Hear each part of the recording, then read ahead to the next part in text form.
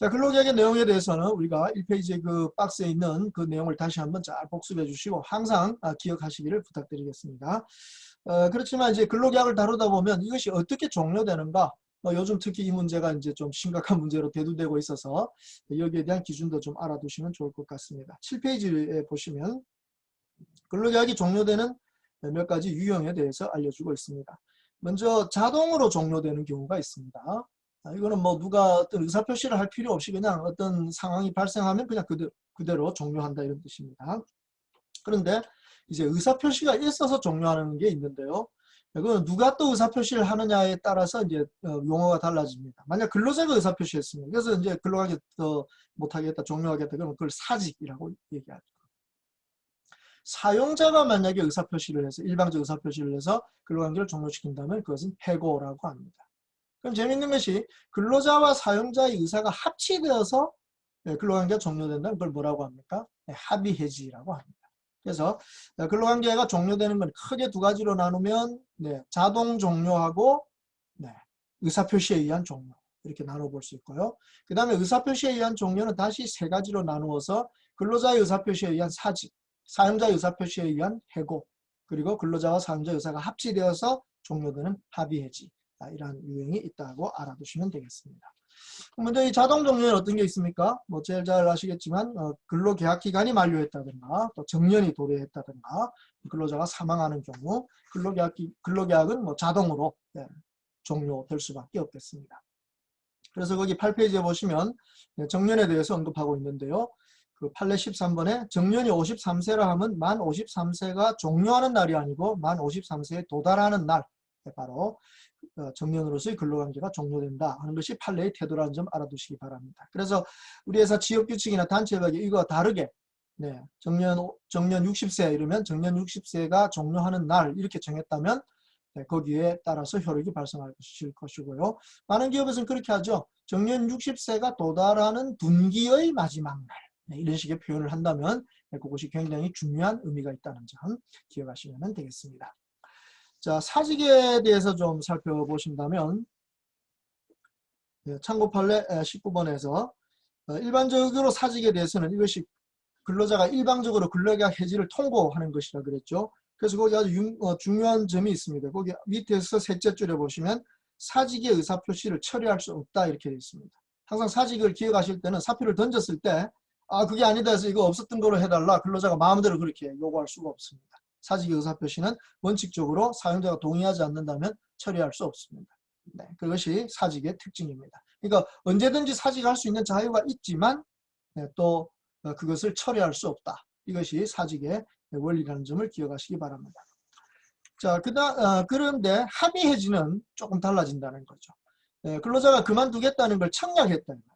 그러니까 사용자가 그럼 그만두라고 승낙을 하기 때문에 서로 합의가 되어서 근로관계가 끝나는 거니까 참고 판례 20번을 보시면 재미있는 표현이 나오죠. 둘째 줄에 승낙의 의사표시가 근로자에게 도달하기 이전에는 그 의사표시를 철회할 수 있다 이렇게 되어 있습니다. 그러니까 사직이라는 법적 개념과 합의해지라는 법적 개념은 철회가 가능하냐 안 하냐 여기에서부터 갈리게 되겠습니다. 그리고 이 합의해지라는 것은 일반적으로 우리 회사에서 자주 쓰는 용어가 이제 명예퇴직이라든가 희망퇴직 이런 걸 하게 될 때 그것이 이제 합의해지라는 겁니다. 근로자가 사직 신청서를 내고 사용자가 거기에 대해서 승인할 건가 안 할 거를 결정하게 되는 그런 과정을 거치게 되는데 거기 참고 판례 23번에 보시면요. 명예퇴직 신청을 심사하여 수리 여부를 결정할 권한은 회사에게 있다 이렇게 돼 있죠. 그러니까 회사가 근로자가 꼭 명예퇴직 신청을 했다 하더라도 그걸 승인 안 할 수도 있다는 거, 이런 점을 오해하지 마시기 바랍니다. 24번 판례 보면 명예퇴직이 결정이 되었지만 실제 명예퇴직이 되기 전에 만약 임금이 인상되는 경우가 생깁니다. 그러면 그 소급된 임금을 가지고 그 명예퇴직금을 계산해 줘야 된다라는 취지로 근로자에게 유리하게 적용되고 있습니다. 그 다음에 11페이지에 보시면 참고 판례 25번에 보시면 이 명예퇴직 합의해지를 했는데 그 실제 퇴직을 하기 전에 근로자가 사망했습니다.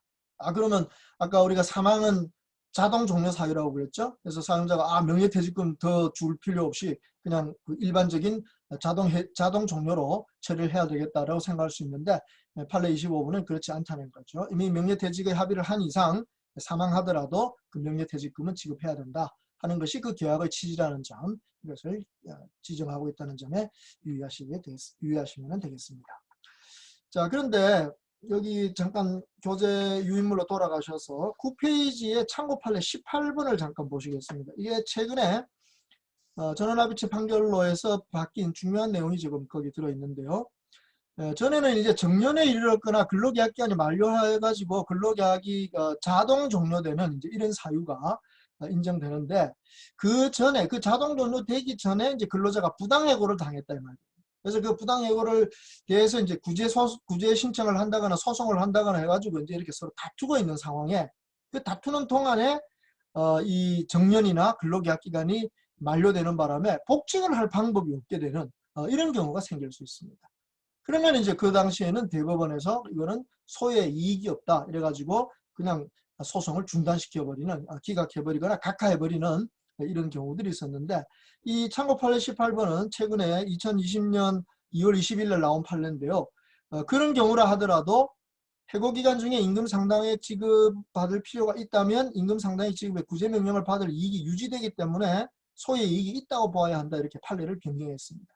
그래서 앞으로 이 부분에 서로가 오해가 없도록 하시면 좋을 것 같습니다. 그 참고 판례 18번 최근 판례로서 좀 기억해 두실 필요가 있다는 점 말씀드리겠습니다.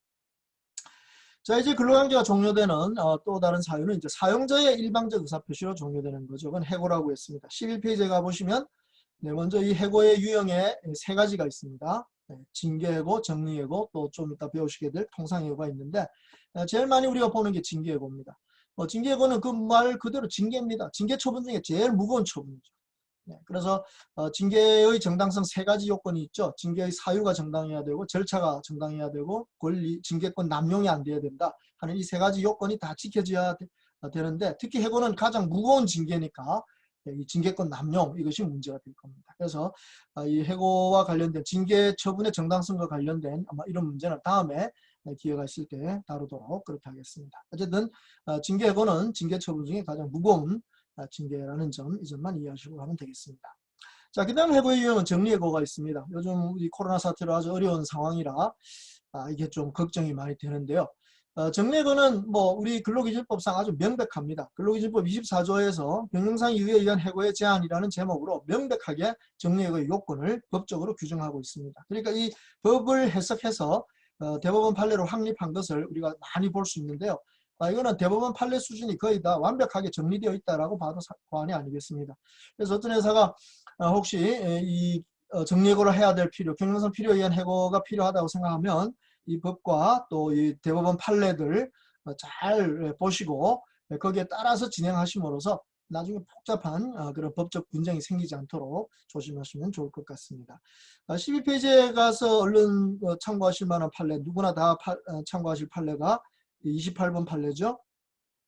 긴박한 경영상의 필요로 하면 반드시 기업의 도산을 회피하기 위한 경우에 한정되지 아니하고 장래에 올 수도 있는 위기에 미리 대처하기 위하여 인원 감축이 필요한 경우도 포함된다 이랬습니다. 그래서 기업들이 조금 숨통은 튀어졌죠. 다만 이걸 남용하다가는 아주 노사관계가 엉망이 될 수도 있습니다. 그러니까 이 경영상의 필요라는 것을 대부분은 일단 조금 넓게 보고 있다는 점 이해하시고, 특히 우리 근로자 측도 회사가 어렵다라는 상황을 좀 감안해서 이 정리해고의 필요성, 이것을 인정할 수가 있다는 점도 서로 좀 양해할 수 있다면 좋겠습니다.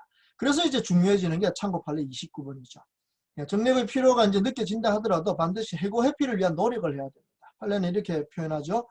해고 회피를 위한 노력을 다하여야 한다는 것은 사용자가 근로자의 해고 범위를 최소화하기 위하여 경영방침이나 작업방식의 합리화, 신규 채용 금지, 일시휴직, 희망퇴직의 활용 및 점검 등의 가능한 조치를 취하는 걸 의미한다, 이렇게 되어 있습니다.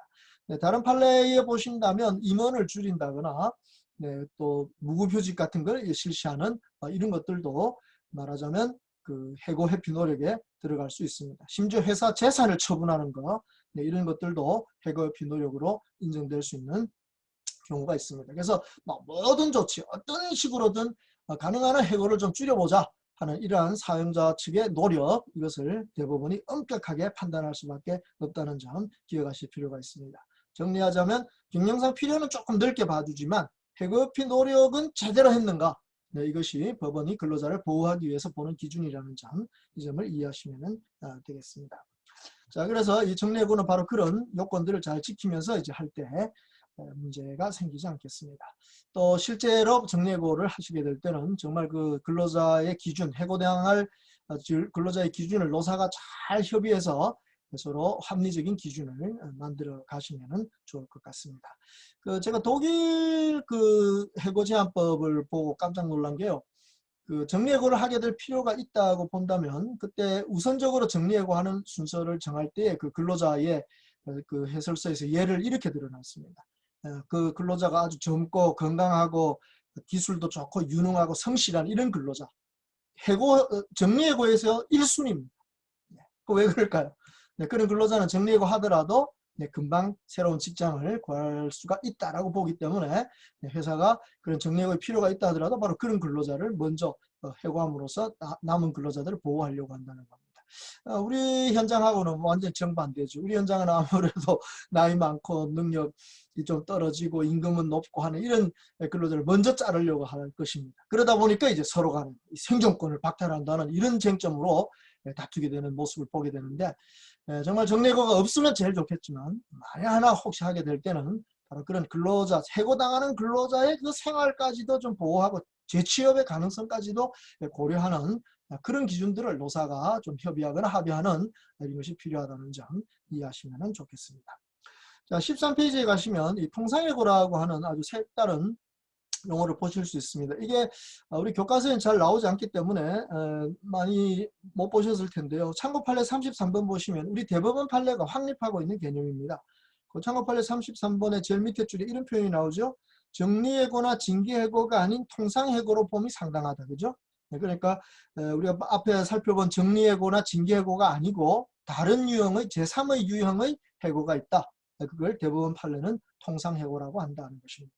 그래서 어떤 경우에 통상해고가 가능한가? 이거는 이제 우리 대법원 판례를 개별적으로 잘 살펴봐야 되는데 먼저 참고 판례 34번에 보시면 근로자가 이렇게 어떤 잘못된 일, 회사하고는 상관없지만 회사 바깥에서 잘못된 일을 저질러 가지고 교도소에 갇히게 됐습니다. 그래서 2년의 실형을 받게 되는 이런 경우가 발생했습니다. 그럼 그럴 때 1심에서 2년 실형 받았다고 그걸 이유로 징계해고하는 건 부당하죠. 왜냐하면 1심의 실형 선고는 징계 사유가 되지 않기 때문입니다. 우리 회사 취업규칙에 실형을 유죄 선고를 받으면 해고한다 이런 규정이 있다 하더라도 그때 유죄 선고라는 건 확정 판결을 말하죠. 그러니까 1심은 확정 판결이 아니기 때문에 1심에서 유죄 2년을 받았다고 해서 그걸 이유로 징계해고할 수는 없습니다.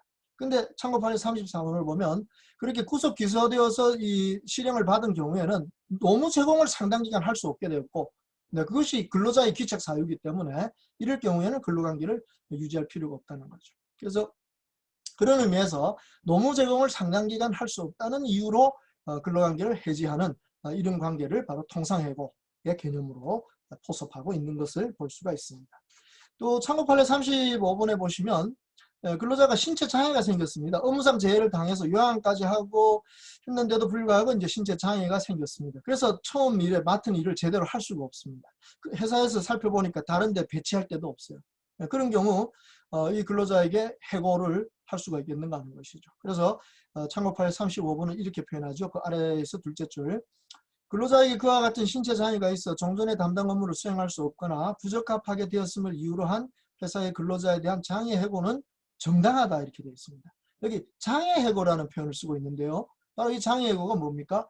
그런 장애를 이유로 한, 즉 업무상 맡은 바를 제대로 이행할 수 없는 장애, 이것을 이유로 하는 통상해고는 정당하다라는 뜻이 되겠습니다. 그래서 이와 같이 통상해고가 정당하다라고 하는 것에 대해서 우리 대법원이 인정하고 있다 하는 이 점을 노사 모두가 유의해서 혹시 하나 이런 일이 발생했을 때는 서로가 법적으로 잘 확립된 기준을 따라주도록 하시면 좋겠습니다. 얼마 전이죠. 몇 년 전에 그 업무 성적이 나쁜 사람, 성적 부진자들에 대한 해고가 가능하냐 이걸 가지고 노사 정 간에 엄청난 다툼이 있었는데요.